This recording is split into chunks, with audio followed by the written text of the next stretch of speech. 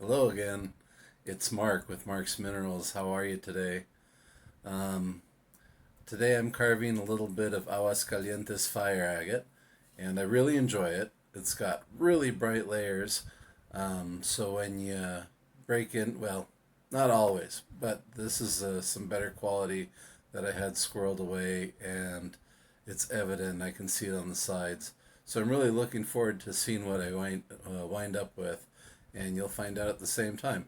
So I'm going to start from scratch, beginning to end, and let's just see how this goes. All right, I'm going to show you the piece as always. I like to use a visor. Ta-da! This thing was this thing upside down though. It was less than $10 from Harbor Freight. It was like $7 or something like that. So I bought a couple. That way, if one gets scratched or broken, I can have it a spare. And so it's got one lens. You can flip down a secondary magnifier, and then it's got the eye loop part for really detailed work. The mask respirator is a must. Silica dust is really bad. It gets trapped in your lungs, and it's like it can lead to all sorts of terrible things, COPD and other pulmonary diseases that you don't want to mess with. Anyhow, um, since you want to keep it fun, you want to make sure you're taking care of yourself. Another thing you want to do is stretch your hands. Stop every once in a while, press your palms down against each other, stretch your fingers, relax for a while, back, forth. Make sure you're taking breaks and stretching your hands out because that constant steady vibration will damage the nerves in your arms if you're not careful. So, um, let's see, be safe. It can get really loud. You might want to consider ear protection. Um, I don't adhere to that. I usually turn the music up because my hearing's already damaged anyway a little bit. All right, without further ado, let's get back to a little fire agate carving with Mark. And if you have any questions, you can always check me out, mark.ruiz.fireagate@gmail.com. All right, I'll talk to you soon. All right, well, this is the piece that I'm going to be working on. It is Aguascalientes. That's the city, Mexican fire agate, um, with a very thin layer of chalcedony, a little bit of clay. Um, a lot of the agate is already exposed, and you can see the brown. So if you are candling a stone or looking at a stone, you're looking for these thick layers of brown. Inside of this layer, let's see if we can zoom in a little. There we go. Inside of this layer, there's going to be multiple other layers in the way this is stacked. So each of these layers represents a potential color shift, just depending on whatever chemical was present when the agate was deposited. So this is going to be a combination of quartz and chalcedony, and then right about here is when it's going to start to break. Looks like there's one layer right about here of a very ghosty color. It might be interesting, but it's not worth it because you're on top of this junk. If you can cut it off, sometimes you can salvage those. So it's pretty consistent. What I'm trying to do is follow the contours while I'm carving. So I want to contour carve around and maintain one layer. If I happen to break through, then it might be okay. One thing you can do with a piece this size is you test corner. Find one corner where it's uniform, and then grind about the width of the small little screwdriver a little window down all the way through, and then map your colors. If you find green, red, blue, purple, yellow, make sure you're keeping a map of how those appear in what order, so you can track them down later. and intensity, so you can see whether it's worth your time or not. Okie doke. I did find, here we go, there's some really nice greens up in here, and that's right about the first layer of the agate. So this one's got a lot of potential. This is old stock, 1970s Aguascalientes material. It happens to be some of my favorite because this material has been sitting underground, and so it was dug and then reburied for 30 some years. So this stuff usually eroded away really nicely, but the agate stays intact. So you can work through the outside really quickly and get to your colors. See, it'll flake off a lot easier. It's nice. And I'm not really trying right now, but I'm going to work this off, and you can see some greens in here. There's some really nice reds. And as soon as you see the greens and reds, you're hoping, okay, I hope there's a really nice purple in there.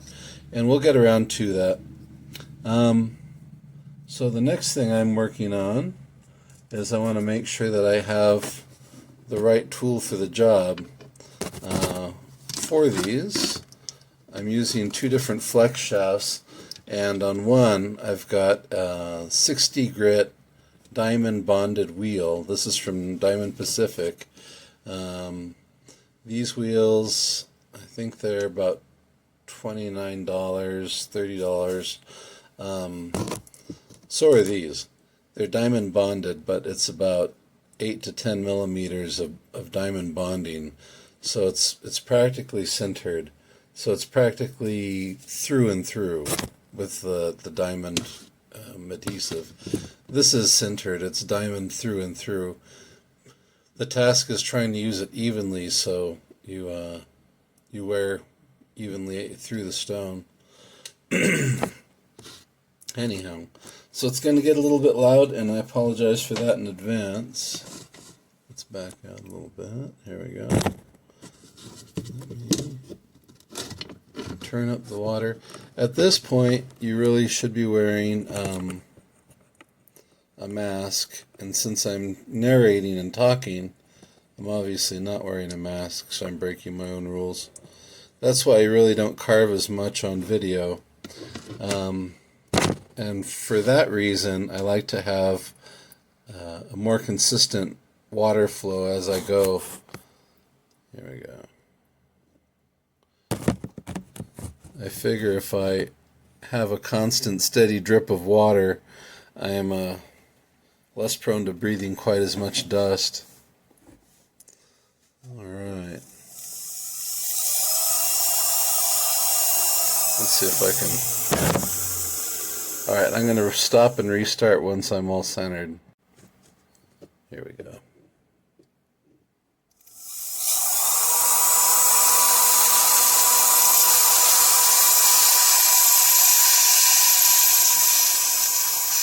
I am using very, very light pressure. This really is no more than 2 to 3 ounces of pressure. It's basically the weight of the tool itself. And if you're not sure, grab yourself a kitchen scale and put maybe as much as 6 ounces of pressure on there. 8 ounces of pressure is probably the maximum that I would suggest for any of your applications. Sorry, let me just get that sponge done.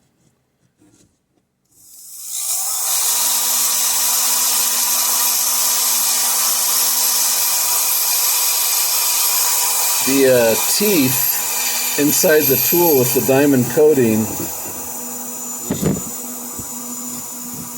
they work a lot better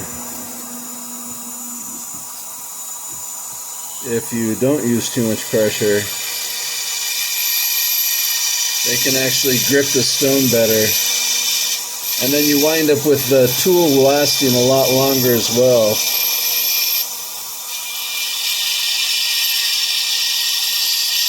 sometimes when you see the bright colors coming up, your natural instinct is to chase after them faster and to increase pressure.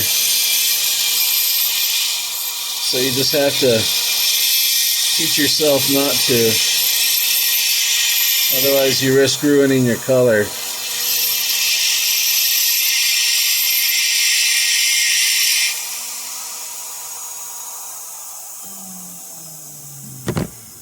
Sorry about all that rock dust.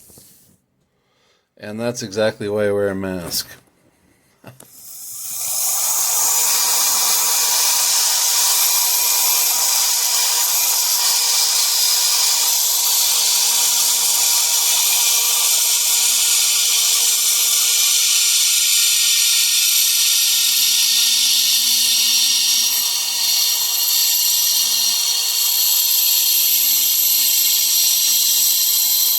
At this point, usually I'm blaring some music.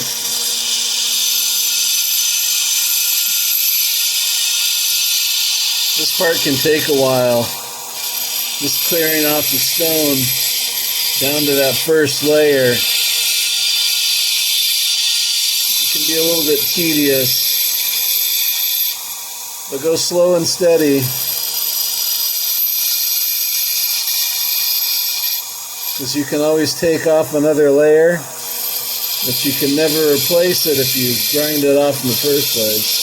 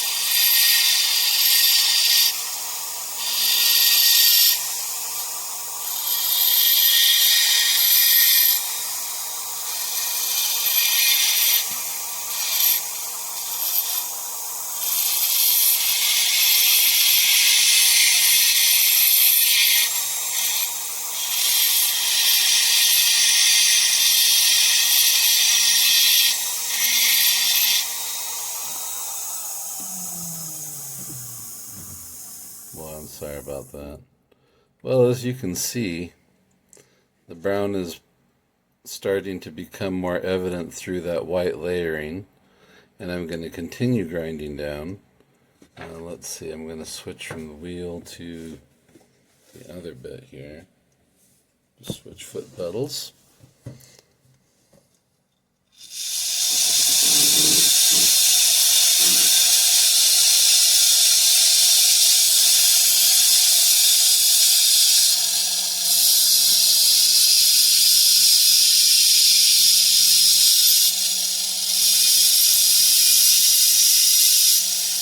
And so when you're working on the stone and when you're carving, pay attention to the contours and think of a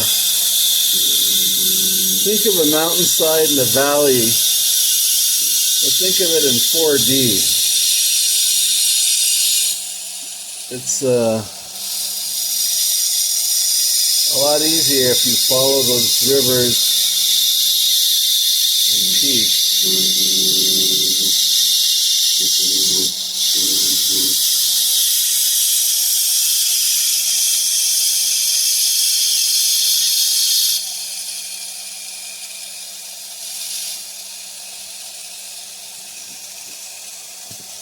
Alright,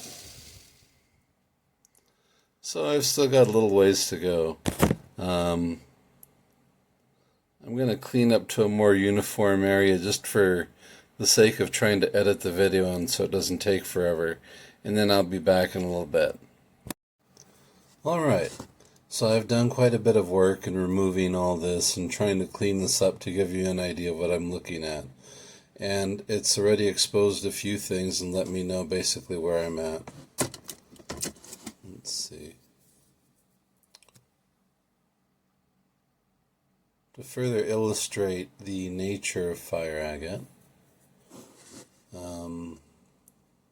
we're going layer by layer, and this layer has green and purple. Let's see. Then it breaks through. There's this clear layer of chalcedony which makes the red appear orangish, and then there's an orangish green layer in the next layer, and then it continues so on and so forth, down and down. There we go. Let's back out. You can see a little more of the purple flash up here that's on top of that green. So this is the layer I'm going for, and I want to follow it uniformly through here. And so this is what I'm working through. You see this white layer up here? All this from that clear up, that's going to get removed. And that's just a slow process. Slow, consistent peeling away to that layer right above it. So this is going to take a while. I'm going to do some more work off camera, and then I'll show you when I'm actually done with the tools that I've demonstrated. When I switch over to dental tools, I'll come back and then show you how I do the switch to dental tools.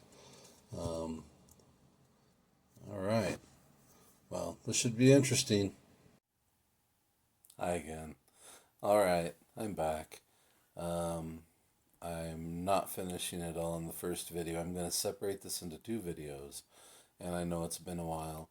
I just realized it's been too long and I have to post more frequently. I really do. I have to get more videos out there more frequently, and I realize that, so I'm going to work on it. So this is part, let's say, 1 of 2, with a possible 3rd, who knows. But thanks again for watching Mark's Minerals. I really appreciate everyone who subscribed. Thank you so much for subscribing, and if you haven't already, please do so. I'll have more coming out. If you have any questions, reach out to me at mark.ruiz.fireagate@gmail.com, and I hope you have a beautiful night. Thank you all. Take care. Bye.